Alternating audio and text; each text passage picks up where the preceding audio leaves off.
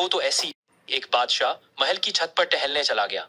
ٹہلتے ٹہلتے اس کی نظر محل کے قریب ایک گھر کی چھت پر پڑی جہاں ایک بہت خوبصورت عورت کپڑے سکھا رہی تھی۔ بادشاہ نے اپنی ایک باندی کو بلا کر پوچھا، یہ کس کی بیوی ہے؟ باندی نے کہا، بادشاہ سلامت، یہ آپ کے غلام فیروز کی بیوی ہے۔ بادشاہ نیچے اترا۔ اس پر اس عورت کے حسن و جمال کا سحر چھا گیا تھا۔ اس نے فیروز کو بلایا۔ جب فیروز حاضر ہوا تو بادشاہ نے کہا، فیروز، ہمارا ایک کام ہے، یہ خط فلاں ملک کے بادشاہ کے پاس لے جاؤ اور اس کا جواب بھی لے آؤ۔ فیروز خط لے کر گھر واپس آیا، اسے تکیے کے نیچے رکھا، سفر کا سامان تیار کیا، رات گھر میں گزاری اور صبح منزل مقصود کی طرف روانہ ہو گیا۔ اسے خبر نہ تھی کہ بادشاہ نے کیا چال چلی ہے۔ ادھر فیروز کے جانے کے بعد بادشاہ چپکے سے اس کے گھر پہنچا اور آہستگی سے دروازہ کھٹکھٹایا۔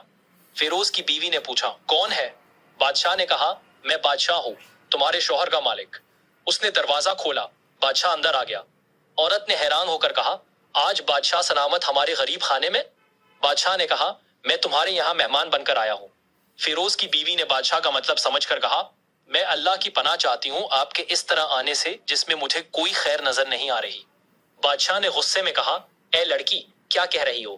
شاید تم نے مجھے پہچانا نہیں، میں بادشاہ ہوں، تمہارے شوہر کا مالک۔ فیروز کی بیوی نے کہا، بادشاہ سلامت، میں جانتی ہوں کہ آپ بادشاہ ہیں، مگر بزرگ فرمایا کرتے ہیں کہ شیر اگر بہت بھوکا بھی ہو جائے مردار نہیں کھاتا۔ پھر کہا، بادشاہ سلامت، آپ اس کٹورے میں پانی پینے آئے ہیں جس میں آپ کے کتے نے پانی پیا ہے۔ بادشاہ اس عورت کی باتوں سے شرمندہ ہوا اور فوراً وہاں سے چلا گیا، مگر اپنی چپلیں وہی بھول گیا۔ دوسری طرف آدھے راستے میں فیروز کو یاد آیا کہ بادشاہ کا دیا ہوا خط تو گھر پر ہی رہ گیا ہے۔ وہ فوراً واپس آیا۔ گھر پہنچا تو جب تکیے کے نیچے سے خط نکالا، اس کی نظر پلنگ کے نیچے پڑی بادشاہ کی چپلوں پر پڑی۔ وہ سب سمجھ گیا کہ بادشاہ نے اسے گھر سے ہٹانے کے لیے یہ بہانہ بنایا تھا، مگر اس نے کسی سے کچھ نہ کہا۔ فیروز دوبارہ سفر پر روانہ ہوا، خط پہنچایا اور بادشاہ کے پاس واپس آ کر کام مکمل ہونے کی اطلاع دی۔ بادشاہ نے خوش ہو کر اسے 100 دینار انعام دیے۔ فیروز بازار گیا، عورتوں کے قیمتی کپڑے اور کچھ تحفے خریدے اور گھر آ کر بیوی سے کہا، چلو تمہیں میکے لے چلتا ہوں۔ بیوی نے پوچھا، یہ سب کیا ہے؟ فیروز نے کہا، بادشاہ نے انعام دیا ہے، میں چاہتا ہوں کہ تم یہ پہن کر اپنے گھر والوں سے ملو۔ بیوی نے کہا، جیسے آپ چاہے۔ دونوں میکے پہنچے۔ بیوی کے والدین داماد اور بیٹی کو دیکھ کر بہت خوش ہوئے۔ فیروز بیوی کو وہاں چھوڑ کر واپس آ گیا۔ 1 مہینہ گزر گیا، نہ بیوی کا پوچھا نہ اسے واپس بلایا۔ پھر ایک دن اس کے سالے اس کے پاس آئے اور پوچھا، فیروز، ہماری بہن سے ناراضی کی کیا وجہ ہے؟ اگر نہیں بتاؤ گے تو ہم قاضی کے پاس جائیں گے۔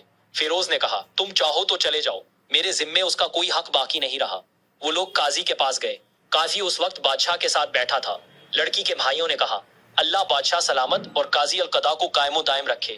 قاضی صاحب، ہم نے ایک سرسبز باغ، پھلدار درختوں اور میٹھے پانی کے کنویں سمیت اس شخص کے حوالے کیا، مگر اس نے باغ اجاڑ دیا، پھل ختم کر دیے، درخت کاٹ دیے اور کنواں بند کر دیا۔ قاضی نے فیروز سے پوچھا، تم کیا کہتے ہو؟ فیروز نے کہا، قاضی صاحب، جو باغ مجھے دیا گیا تھا وہ اس سے بہتر حالت میں نے واپس کیا ہے۔ قاضی نے ان سے پوچھا، کیا اس نے باغ ویسا ہی واپس کیا ہے؟ وہ بولے، ہاں ویسا ہی واپس کیا ہے، مگر ہم جاننا چاہتے ہیں کیوں چھوڑ دیا۔ قاضی نے فیروز سے کہا، ہاں یہ وجہ بتاؤ۔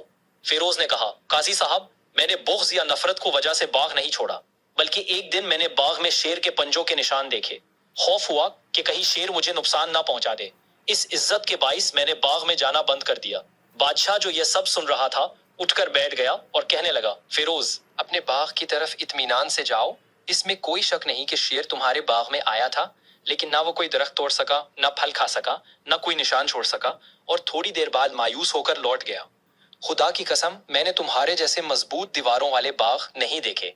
فیروز گھر لوٹا اور اپنی بیوی کو واپس لے آیا۔ نہ قاضی کو علم ہوا نہ کسی اور کو کہ اصل ماجرا کیا تھا۔